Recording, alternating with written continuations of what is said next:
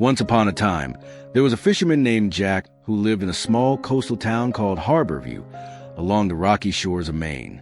Every morning, before the sun crept over the Atlantic, Jack would haul his old wooden boat into the water, check his lobster traps, and cast his nets for whatever fish he could catch to sell at the local market. Life was tough but simple. The salty air stung his face as he worked, and his callous hands gripped the ropes with a familiar ache. His wife, Emily, packed him a thermos of coffee and a turkey sandwich, and his two kids, Tommy and Lily, would wave on the porch of their weathered clapper house, its paint peeling from years of sea breeze. Jack wasn't rich, far from it, but he found peace in the rhythm of the tides. He'd tell his buddies at the diner, "The ocean always gives if you treat her right." One chilly morning, with the sky streaked pink and gray, Jack rowed out farther than usual. The fish were getting harder to find near the coast, thanks to the big commercial boats that swept through at night, leaving slim pickings for small-timers like him. He cursed under his breath about those corporate pirates, his arms burning as he rowed against the current. After hours of waiting, he pulled up his net, hoping for a decent haul of cod or haddock. Instead, something heavy snagged, nearly pulling him overboard. His heart skipped. Maybe a big catch, something to cover the overdue electric bill. But when he wrestled it up, it wasn't a fish. It was a small seaweed-crusted box, about the size of a toolbox, heavy as a sack of bricks. Jack's pulse raced. He'd heard tales at the bar about sunken ships off Harborview, old merchant vessels, or even Revolutionary War wrecks. Could this be something special? He pried it open with his pocket knife, the hinges groaning. Inside, wrapped in rotted leather, was a strange silver medallion, etched with swirling patterns that looked like stars or maybe a map. It glinted in the dawn light, cool against his rough fingers. Jack turned it over, half expecting it to vanish like a dream. Was it an antique? A pirate's trinket? He wasn't educated beyond high school, just a guy who knew nets and tides. But this felt important. He tucked it into his jacket and headed home, his mind buzzing with possibilities. Maybe this was his ticket out of debt. Tommy's asthma meds weren't cheap, and Emily's part-time job at the grocery store barely covered groceries. A find like this could mean new boots for Lily, maybe even a shot at community college for her someday. When he got home, Emily was frying eggs on her old stove, the kitchen warm with the smell of bacon. The kids were outside, kicking a soccer ball across the patchy lawn. Jack pulled her aside and showed her the medallion. Her eyes widened, but then she frowned. "Jack, this looks old, like something from a museum. Maybe we should take it to Pastor Mike or someone who knows history." Jack shook his head. "No, Em, this could be our break. I'll ask around at the market tomorrow, see what it's worth." That night, lying on her creaky bed, under a quilt Emily's mom made, Jack couldn't sleep. He held the medallion, tracing its edges, picturing a life where he didn't wake up worrying about bills. At the market the next day, the air was thick with the scent of fresh fish, coffee, and diesel from the docks. Vendors hollered prices, locals haggled over clams, and seagulls squawked overhead. Jack sold his catch quickly, a decent day, and showed the medallion to his friend Pete, who ran a bait shop and knew everyone in town. Pete squinted at it through his foggy glasses. "Looks valuable. Maybe silver. Take it to Hank at the pawnshop in town. He's into old junk." Jack nodded, hope flickering. But he didn't notice a guy named Eddie, a local drifter known for shady deals, lingering nearby. Eddie overheard silver and smirked, already scheming. Hank's pawnshop was a cluttered hole in the wall, stuffed with old guitars, dusty jewelry, and stacks of VHS tapes. Hank, a wiry guy with a toothpick in his mouth, studied the medallion under a desk lamp. Interesting. Looks colonial, maybe nautical. I'll give you $300 for it." Jack's stomach flipped. $300. That could fix the truck's radiator. Maybe get Tommy a new inhaler. But something nagged at him. It felt too quick, like selling a family heirloom for pocket change. "I'll think it over," Jack said, slipping the medallion back into his pocket. Hank shrugged. "Don't wait too long, buddy. Deals like this don't stick around." Walking home along the rocky beach, Jack stopped to think. The waves crashed, and he sat on a driftwood log, watching the horizon. Was 300 enough? What if it was worth more? His dad used to say, don't jump at the first offer when your gut's screaming, hold on. But his gut was tangled with worry. That night, over meatloaf and mashed potatoes, he told Emily about Hank's offer. She chewed her lip.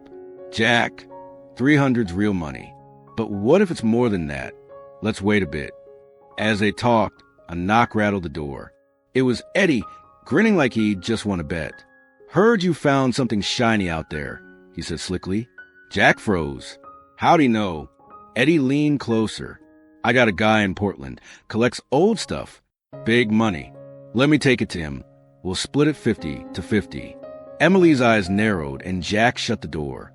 Not interested. Eddie's grin faded, but he slunk off, plotting. Days passed, and the medallion became an obsession. Jack hid it in a coffee can under the porch, checking it nightly. Tommy's asthma eased up with some borrowed meds, but money stayed tight. One day, while checking traps, Jack met a stranger on the dock, a guy named Dr. Carter, a history professor from Boston, in town to study local shipwrecks. Carter was easy to talk to, sharing stories over coffee about lost treasures from the 1700s. Jack, feeling a connection, mentioned the medallion without showing it. Carter's face lit up. Sounds like a navigator's seal, maybe from a colonial ship. Those can fetch thousands at auction. Thousands? Jack's heart raced. Carter offered to examine it. But Jack said he'd think about it. That conversation shifted something in him. Maybe Hank's offer was a ripoff. Maybe this was life-changing. But tension brewed. Word spread in Harborview about Jack's treasure. Strange things started happening. One night, Jack woke to footsteps outside, someone snooping around the porch. He grabbed a flashlight and a crowbar, but the shadow vanished into the pines. The next morning, his boat's motor was tampered with, wires cut. Was it Eddie? Jack's nerves frayed. He told Emily, who was scared now, Jack, this thing's trouble. Let's get rid of it. But Jack couldn't let go. He fixed the motor with spare parts, hands shaking. Thinking of Lily's dream to be a nurse. Emotional lows hit. Fights with Emily over money.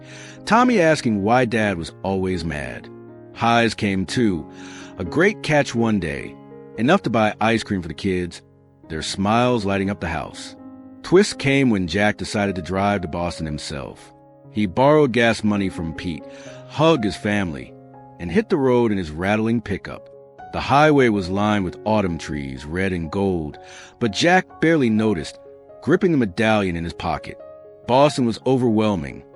Honking traffic, skyscrapers, street vendors selling hot dogs. He found the university, asking a janitor for directions. Carter was out, but a professor named Dr. Sarah Wells took a look. This is extraordinary, she said, eyes wide. It's not just silver. It's a seal from a lost merchant ship, tied to a hidden cache of coins. Jack's jaw dropped. A hidden cache? She explained the etchings were coordinates, pointing to a spot off Harborview's coast. But she warned, it's risky. Storms, looters, and it's technically state property. Jack's mind spun. Treasure or trouble? He stopped at a diner on the way home, sipping coffee, watching city life. A young couple bickered about rent, familiar, like him and Emily. An old woman sat alone, reading a book. Jack realized opportunities weren't just cash. They were choices. Back home, he told Emily everything. Her face paled. Jack, this sounds dangerous. What if we lose you? But her eyes held hope too. They agreed to check it out quietly. That night, under a full moon, Jack rowed to the coordinates. Emily watching from shore with flashlight. The water was cold, waves slapping the boat. He dove in, heart pounding, searching the sandy bottom, lungs burning. He touched something, a larger chest, half buried. He surfaced, shouting, I got it. Hauling it up was grueling, arms screaming, but joy drove him. Inside, silver coins, old jewelry, glinting like stars. But suspense spiked, lights on shore. Eddie and two rough-looking guys, drawn by gossip, demanding the loot. Give it up, Jack. Eddie growled. Jack's fear turned to fury. This is mine. The sea chose me. A scuffle broke out. Fists swinging, grunts in the dark. Jack, tough from years of hauling traps, knocked Eddie down, but took a gash on his shoulder. Emily yelled, swinging a driftwood branch. The goons ran, but Eddie snatched a few coins and bolted. Cops showed up, tipped off by neighbors. Twist. The treasure was real, but state law claimed most of it. Dr. Wells vouched for Jack, securing a finder's fee, enough for a new roof, Tommy's meds, and a savings account for the kids' college. The rest went to a museum. Emotional high, a barbecue with neighbors, laughter filling the air. Low. Jack regretted the fight. The blood, realizing greed, almost broke him. Final turn. Eddie got caught, but Jack learned he'd been desperate, stealing to pay for his mom's hospital bills. Jack visited him in lockup, offering forgiveness. We all get chances, Eddie. It's what we do with them. Eddie nodded, tears in his eyes. Years later, Jack ran a small charter boat business, hiring locals. Tommy became a doctor, Lily a teacher. Emily started a bakery, her pies famous in Harborview. Jack kept the medallion on his shelf, a reminder of the sea's lessons. This story teaches us a few things. First, value can hide in plain sight. What looks ordinary might be life-changing if you dig deeper. Second, don't let fear or greed cloud your judgment. Opportunities need both guts and sense. Third, seize the moment, but think it through. Rushing or stalling can cost you. And finally, real treasure isn't just money. It's family, community, and the choices that build a life worth living. The ocean's like that. It tests you. But if you navigate with heart, you find your way.